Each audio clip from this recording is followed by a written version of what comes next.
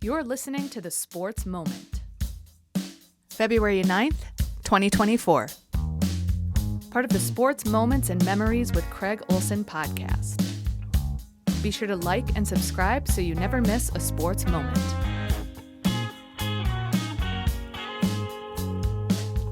Sponsored by Pemberton Law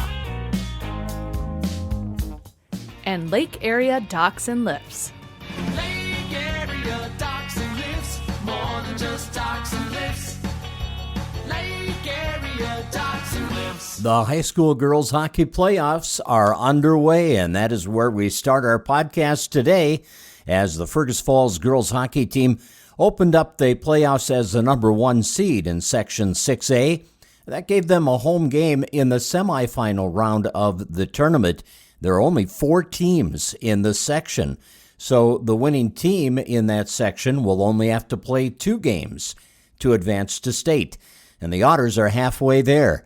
A 6-0 victory over Prairie Center last night at the Community Arena in Fergus Falls. The Otters had 61 shots on goal and held Prairie Center to just 7. So now Fergus Falls will play Northern Lakes on Tuesday night at the Runestone Arena in Alexandria, and that will be for a section championship and a state tournament berth. Now for the Otter Boys hockey team, well, they wound up giving up 50 shots last night in their game at Paynesville against River Lakes, and Tim Nansen was outstanding in goal. Nansen stopped 48 of the 50 shots he faced. However, the Otters only got 1 goal, a power play from Griffin Babolian, and they lost to River Lakes by a score of 2-1. Now, the Otters have another home game tonight. They play Sauk Rapids Rice at the Community Arena. High school basketball last night, another 1,000-point scorer, this time on the boys' side. Underwood sophomore Drew Evevold scored 20 as Underwood beat Lake Park Audubon 76-53. It was the Rockets' senior night, and Evevold, who is a sophomore, reaches the 1,000 career point mark. Outstanding accomplishment, especially for someone who's only a sophomore. He's got a lot of basketball ahead. Also, the Otters won on the road at Sartell, beating the Sabres 64-57.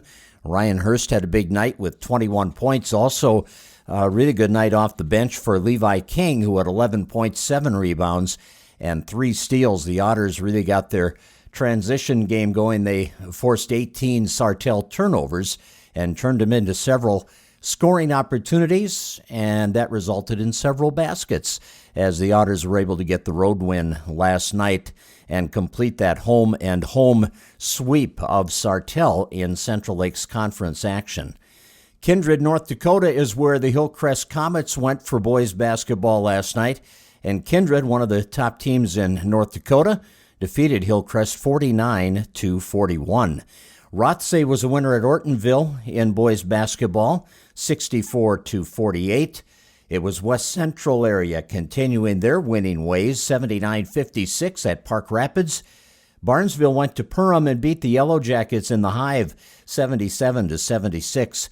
Pelican Rapids a solid win at home against Frazee, 78-53. Henning had 5 players in double digits as they beat New York Mills 90-28. And Wadena Deer Creek defeated Pillager 80-58. In girls basketball last night, Battle Lake wins at Ashby 62-34. Hillcrest was a 61-38 winner over Rothsay. It took double overtime for Clinton Graceville Beardsley to beat Parker's Prairie 75-73. Hancock stays unbeaten in Little Lake Conference play. They're 15-0, and the only 2 losses the Underwood Rockets have in conference play, you guessed it, to Hancock, 78-73. The final on that one. Liz Luckin had 25 for the Rockets, and Callan Grove keeps it rolling, 13 points, 15 rebounds, and 6 blocked shots for the outstanding junior. Brandon Evansville won at home 58-50 over Wheaton Herman Norcross. West Central area got a 56-44 win over Montevideo. It was Holly 56, Breckenridge 53. DGF upended Lake Park Audubon 60-57. Pelican Rapids on the road beating Crookston by a score of 53-35. 23 for Morgan Korf, who had 6 assists and 6 rebounds in that game. Henning won 70-51 at home against New York Mills. Frazee beat Ada Borup West 61-47, and Wadena Deer Creek topped Pillager 57-21. It was a busy night in local sports, and another busy one tonight on a Friday night. Well, Pemberton Law Firm is one of the sponsors of our podcast. They have offices in Fergus Falls, Wadena, Detroit Lakes, and Alexandria, and you can, of course, visit them online as well, pemlaw.com.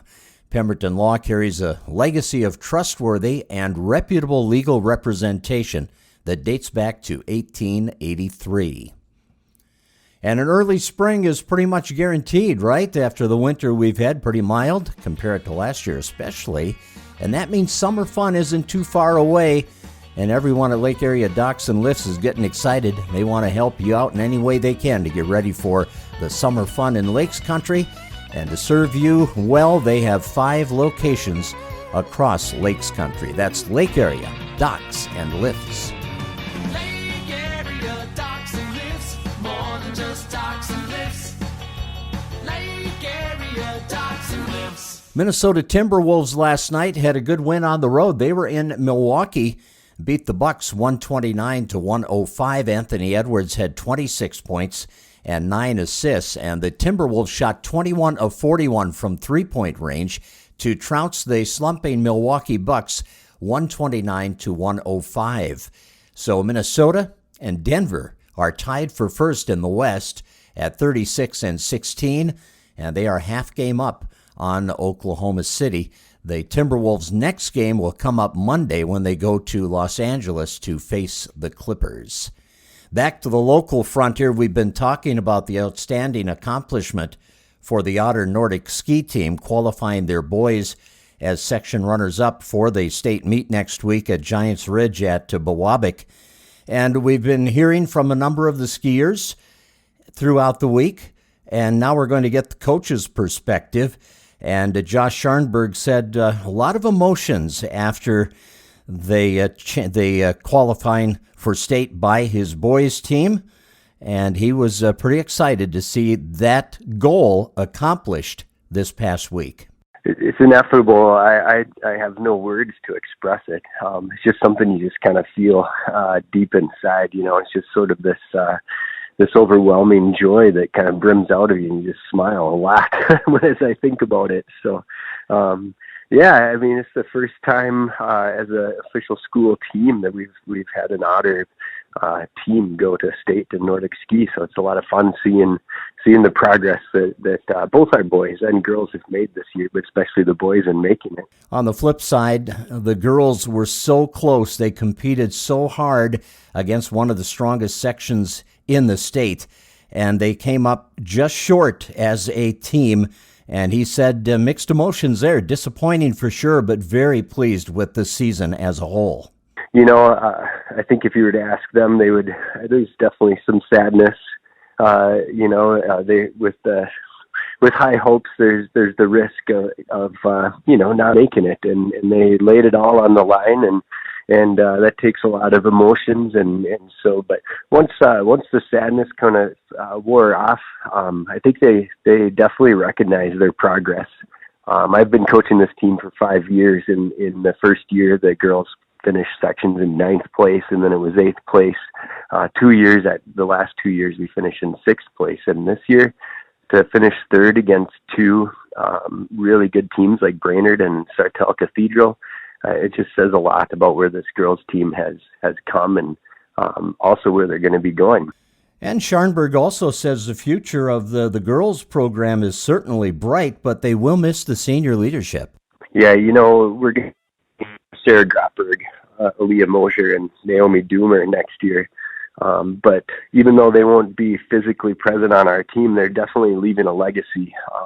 We have the remainder of the varsity team this year that will be back, and a whole league of young girls that are excellent athletes. You've seen the results with the JV races, and they're all going to be moving up into varsity positions, and just inspired by this year's team and the progress they've made. And so we're, as Coach Ben and I look look back, I mean, we're looking at least a handful of years where Fergus Falls is going to be a contender for the section, for the state. And now that the Otters are headed to state, what are the goals that they have in mind against the top teams from all over Minnesota? David has the experience at state, and when you get to the state level and you see the quality of skiing, it's very intimidating. David has that experience, and so I think he's going to be coming into it with a level head and realistic expectations. I think this year for our boys, it's just going to be they're going to come in, and the goal is just to go all out, go hard. The pressure and expectations of sections are off, and really I just want them there to experience it. I think experience builds a team, and so, you know, we can take that into next year and pass it on, and we'll just go there and see what we can do, where we can place, and no matter how it ends up, everybody can just feel really good and proud of themselves. Looking back at that section meet and the way it ended up, Tommy Erickson was one of the guys that had an opportunity to carry the Otters to that state meet in the sprint relay. He and Jaden Miller were involved in that sprint relay, and it came down to it. Tommy Erickson, I asked him if he was aware of what they had to do to get to state going into the sprint relay after the pursuit race had been completed. With the classic pursuits in the morning, we knew what we had to do. The boys racing the pursuit in the morning did a really good job, but it was we knew what we had to do, and if we wanted to make it to state as just a sprint team, we knew what we had to do, and that was get second place. And going in, we knew Brad was going to be just a very, very good competitor. They were going to win.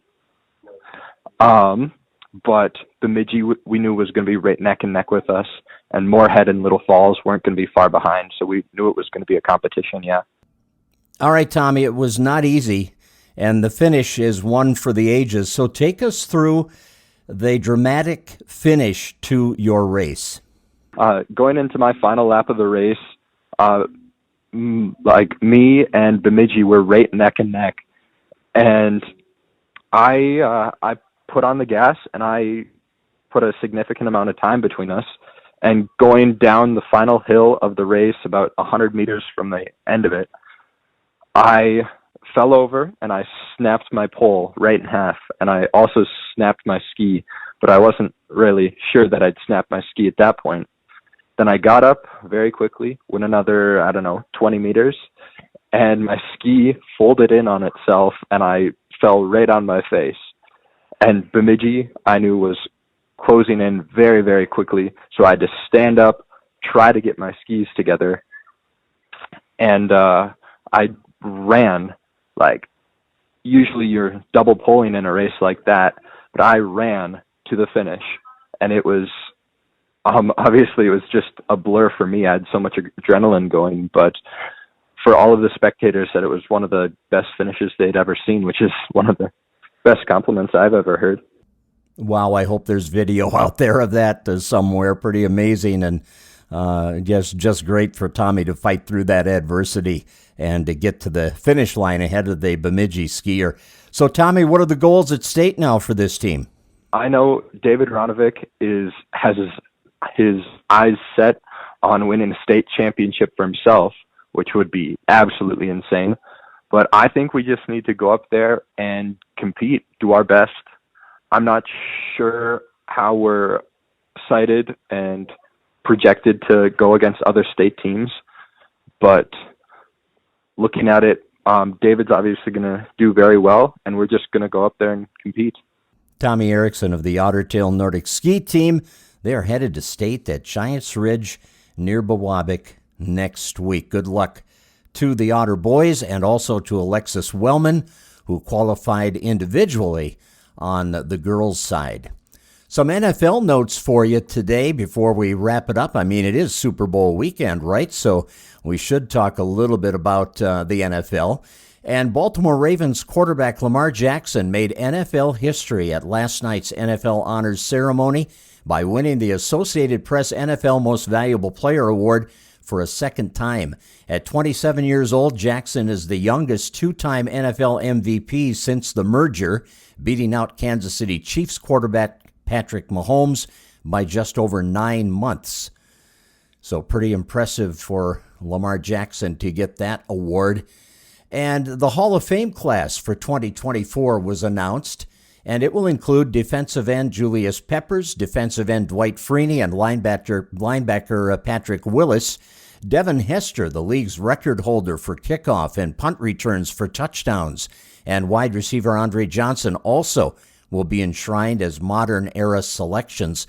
Linebacker Randy Gradishar, who starred for that Denver Broncos Orange Crush defense and played his last game in 1983, and defensive tackle Steve McMichael, who retired after the 1994 season, were senior finalists who were selected to be enshrined into the Pro Football Hall of Fame. And 18 years after he last served as the Dallas Cowboys defensive coordinator, Mike Zimmer is expected to be back in that role. Zimmer, the former Vikings coach, will replace Dan Quinn, who left to become the head coach of the Washington Commanders after a 3-year run as the Cowboys defensive coordinator. Zimmer is 67. He was a Cowboys assistant coach from 1994 to 2006, starting out as a defensive assistant, moving to defensive backs in 1995, the last year that Dallas won a Super Bowl, and serving as the coordinator from 2000 to 2006 under two different head coaches. From 2014 to 2021, Zimmer was head coach of the Vikings, compiling a 74-59-1 record that included 3 playoff appearances. Super Bowl 58, Sunday, 5:30 kickoff. Kansas City Chiefs against the San Francisco 49ers. 49ers are slim favorites. Last I saw, it was 2.5-point favorites for the 49ers. I'm picking the Chiefs. I just hope for a good ball game, but I don't think you bet against Patrick Mahomes in the Super Bowl. Thanks for listening to our Sports Moments and Memories podcast. Please tell some friends about it, and join us again Monday. Enjoy your weekend and the Super Bowl. You've been listening to The Sports Moment with Craig Olson. Sponsored by Pemberton Law and Lake Area Docks and Lifts. Produced by Sunroom Lab. Music by Blue Red Roses. Subscribe wherever you get your podcasts, and thanks for listening.